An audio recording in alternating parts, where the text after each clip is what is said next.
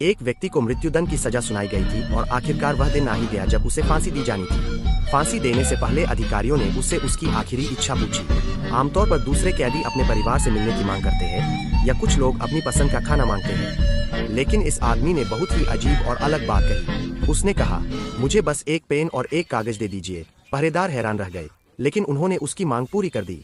उसने कागज पर कुछ शब्द लिखे, उसे मोड़ा और एक अधिकारी के हाथ में दे दिया। उसने कहा, कृपया इसे मेरी माँ को दे दीजिएगा। इसके बाद उसे फांसी दे दी गई। कुछ दिनों बाद वह पत्र उसकी माँ के हाथ में पहुंचा। पत्र पढ़ते ही माँ तुरंत जमीन पर गिर पड़ी। जब पुलिस जांच के लिए आई तो उन्हें माँ के पास गिरा हुआ वह पत्र मिला। उस पत्र में यह लिखा था, माँ, अगर न्याय सच में सही होता तो आज सिर्फ मुझे ही सजा नहीं मिल रही होती, आपको भी मेरे साथ यहाँ होना चाहिए था। क्या आपको याद है जब मैं छोटा था और मैंने एक लड़के की साइकिल चुराई थी, तब आपने मुझे डांटने के बजाय उस साइकिल को छुपाने में मेरी मदद की थी?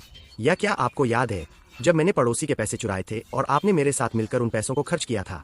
क्या आपको याद है जब भी पिताजी मुझे सही और गलत का रास्ता दिखाने की कोशिश करते थे तो आप उन्हें कहती थी कि वे बच्चे के साथ बहुत क्रूर हो रहे हैं? उस समय मैं सिर्फ एक बच्चा था।